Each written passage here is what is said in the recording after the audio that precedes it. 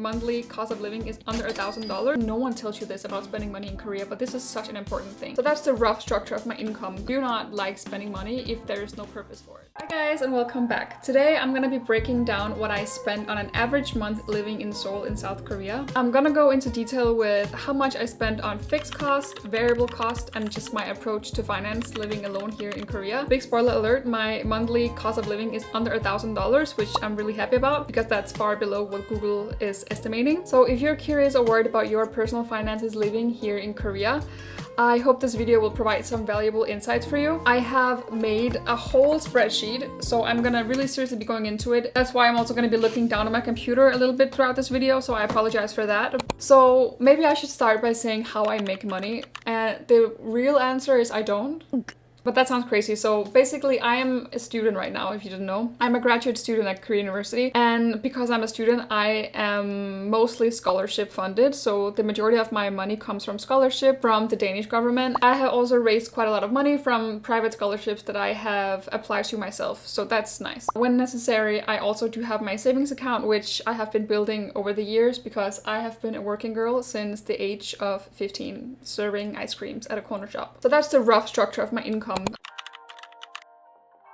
We're gonna start from the top. At the very top of my fixed cost is of course my biggest expense, which is my rent.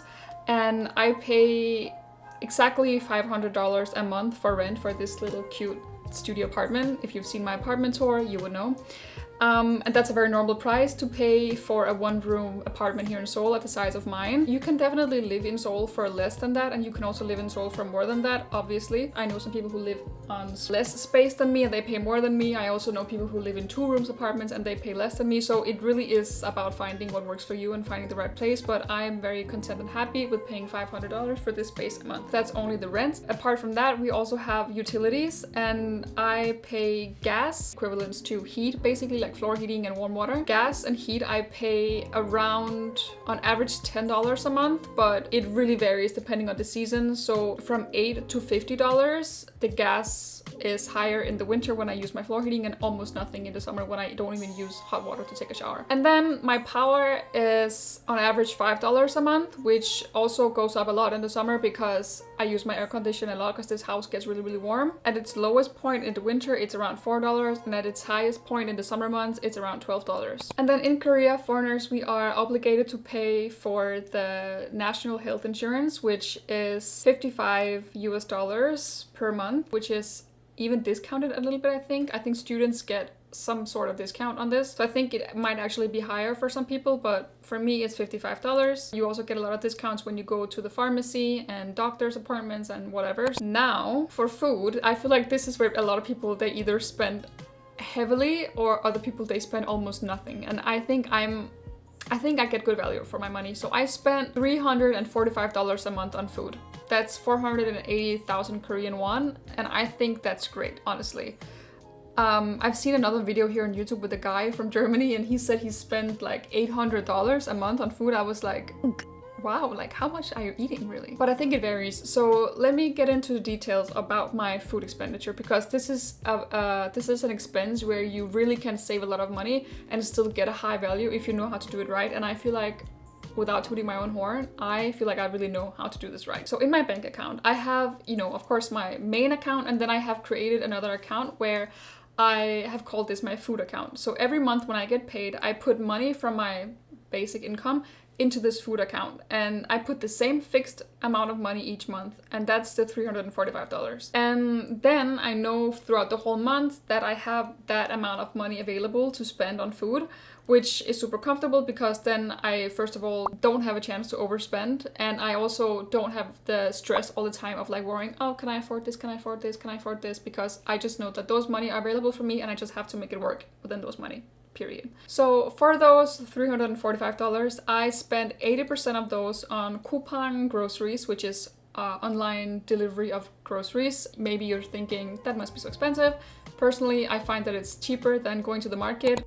So I want to just quickly show you what I got in my coupon order this morning so you can get an idea of what you get for money for your groceries. So 4 packets of tofu, 500 grams of chia seeds. Those are gonna last me a very long time. Bag of peeled garlic, chickpeas, a kilo of green kiwis, half a cabbage head, 1 kilo of carrots, 3 packs of bok choy, a kilo of frozen blueberries, frozen pumpkin, water, 1 kilo of chicken breast, and 800 grams of yogurt. So this will last me also a week. Okay, back to the video. I personally think it depends on the kind of groceries you buy, and like if you know how to check what's in season, what's on sale, what kind of like alerts you create for your phone so you get the notifications when it's on sale. Also, I live on a mountainside, so I'm not trying to carry home all these bags because that would literally break my body in two. So I spend 80% of those money on coupang, and then the rest, the 20% of running to the convenience store, eating outside in restaurants, or grabbing a snack here and there. I don't really get coffee outside. I just get like coffee to my house and I make coffee at home. I have a refillable water bottle at campus. I only order delivery foods on days where I'm gonna be home really late, such days where I don't have time to cook. So that's just not really an expense that's very high in my life. People say that in Seoul it's cheaper to eat outside than it is to eat it at your house, and I just still cannot make that math work. Like for me, that's not true. I'm sorry, but that's not true. Because when I see however much money people are spending on their lunch, somehow it's always more than what I calculate my lunch to be in my head when I make it at home.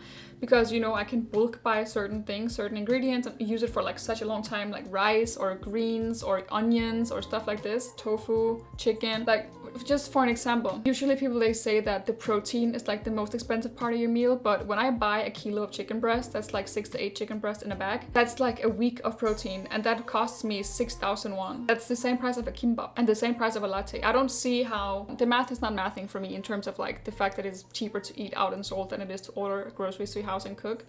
But that's just me. As I told you, I have this set amount, $345 available each month to spend on food. So if I have any money left on this account by the end of the month, and that has actually happened quite a few times, surprisingly. So I usually transfer those money into my investments account, and then they accumulate over time, and then, you know, when the day's right, I can use those to buy like a fun little stock. Transportation costs. So for me, that includes bus and subway, because I don't consider taxis to be a fixed cost. I checked my banking and I spend $28. I also only go to campus twice per week, so I don't have like a mandatory commute all the time. But if you do have to commute every day, there is this climate card you can get here in Seoul where you pay just $45 a month. And then you can basically use the subway and the buses as much as you want. So my phone plan is prepaid, and I am using Chingu Mobile, and I prepay every 6 months. It works wonders. I pay $18.5 a month, which is much cheaper than I would in Denmark. Love that. That is including free calling and free data, so literally everything I need. I don't know, I would never change because that's just such a great price for me. So that's actually all of my fixed costs for a month. I pay only $967 per month, which I think is great. Moving on to the variable costs. All the extras, you know, all the shopping, all the nails, all the taxis, all the hair appointments. So my approach to variable cost is a bit specific, I would say. So basically, variable cost is the biggest trap ever, because this is where you can seriously end up spending a lot of money if you don't know what you're doing, or if you don't have like good structure of how you're spending money. So my variable costs are paid directly through my savings account. And that sounds crazy, but I have structured it this way myself, because then I will automatically rethink every transaction I make. It's not that I have like a specific budget in mind that I have to stay within. Of course, the less the better. But when it comes from my savings, it just makes me rethink every time I put down my card, because I feel like, ugh.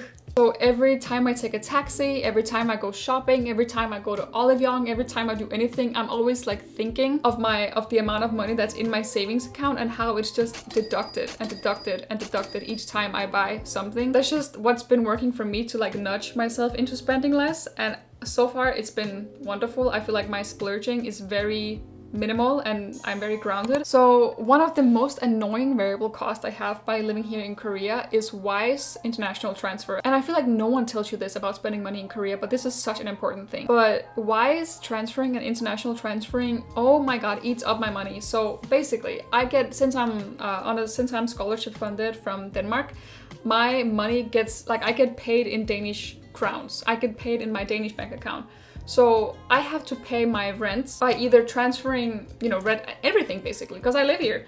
but I have to either transfer all my Danish money to my Korean account, or I have to transfer my Danish from my Danish account to my Korean landlord's account. I'm not completely like comfortable yet with the Korean won, and it also is a little bit more unstable than the Danish currency, so I just prefer not to put all my money in my Korean account at once. I usually do it like a little by little, which just gives me more fees. I know that. By the way, if you have a better solution for this, let me know, because I'm kind of losing my mind. I feel like Wise should sponsor these videos because I'm paying, okay? And I pay for Wise transferring alone $23.5 a month, roughly. I know that's not like huge amounts, but it's still just annoying, like, stop, you know? Another variable cost for me is taxis, which I consider a variable cost because I don't have a pattern for how often I take a taxi. So if it rains like a lot to a point where it's like unrealistic for me to even walk to the subway station, I will take a taxi either from here to my destinations or from here to the subway station. If I'm carrying something really heavy, like if I've bought something off of Dunkin', or if I remember once I bought a 10-kilo watermelon and I took a cab to take it home because it was impossible for me to carry. If it's late at night and the subway's not running, I will grab a taxi, but it really rarely happens. I've checked for this month, which is coming to an end, and so far I've spent $12 on taxis, which is 2 taxi rides, so not that bad, and it was like necessary when I had to take it. Also shopping, one of my favorite activities that I don't do much of anymore. The only thing about shopping I can think of that I habitually do is buying sheet masks in Olive Young. So if I'm having like a rough day and I feel down, I like to go to Olive Young and splurge on like a fancy sheet mask, and that equivalents to like $4 or $5 a month, so that's not too bad. But clothes, I know Korea is like the most perfect place if you want to go shopping every single day, and especially if you like fashion, because there are just endless of fashion stores. But I've come to a point now where I only shop clothes if it's like seasonal. You know, if it's getting winter and I need a new winter jacket, I will buy a winter jacket. If it's like getting winter and I need Uniqlo heat tech, I will buy new heat tech. I feel like I already have a lot of good items in my wardrobe, so I don't need to go out and buy new stuff all the time. Also, I have this concept: if I shop, I tend to buy clothes that I know I will have for a long time. So I don't buy anything that's polyester. I buy everything cotton, denim, leather, wool, or something like that, so I can keep it for a long time. And if I don't want to keep it, I can sell it to someone or give it to someone. It will just have more value, and it's not gonna just like break after 2 times in the washer. Those things I can easily justify spending money on from my savings. So what I'm trying to say is I don't go shopping just to go shopping, or like if my girlfriends ask me, do you want to go shopping on the weekend? No, like sorry, I don't. Do not like spending money if there's no purpose for it. So that's just my overall philosophy. Books, I do have to spend money on books like a few times per semester, but it's really not much. And I think I tend to buy around 1 book a month, and I buy those off of coupon around like $8-10 a month on books. I could go to the library if I wanted to cut that cost. And now another big one for a lot of people is bars and clubs. Obviously, Seoul is like the heaven of going partying and going clubbing, which I have done my fair share of in the past. I definitely go to bars maybe like once or twice a month. I usually go there alone, and I usually buy 1 drink, I get up and I leave. It's been kind of like a ritual I've adopted to kind of take myself out on a nice date and just bring like my little notebook and just sit there with my thoughts and like enjoy some nice music and nice environment for myself. So that's kind of a self-care thing, and that cost me like $15-20 a month, I would say, for like 1 or 2 drinks at a nice place. I don't go clubbing in general, but if I have to go to some event at some club or something, I would be on the guest list, and that means free entrance. So if I'm not invited, don't expect me to be there.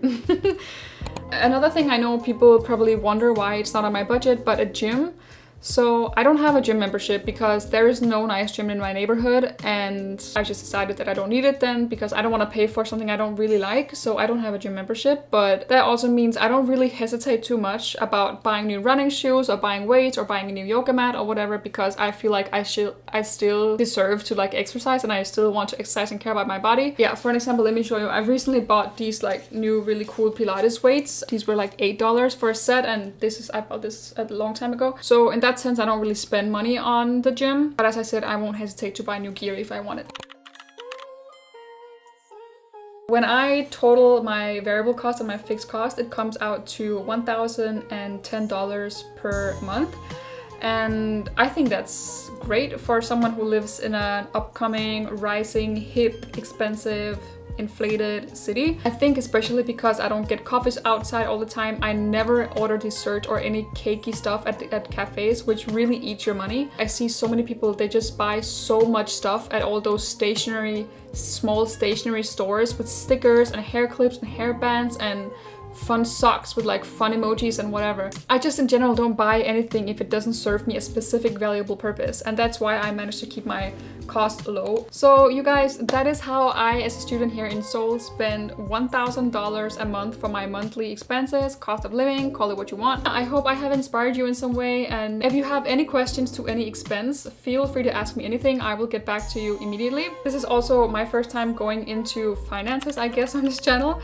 So if you're curious to see more of that kind of stuff, please let me know in the comments. I'm so down for like content suggestions and video ideas. Let me know, I'm here for you if you need me. And thank you so much for watching, guys. I will see you in my next video.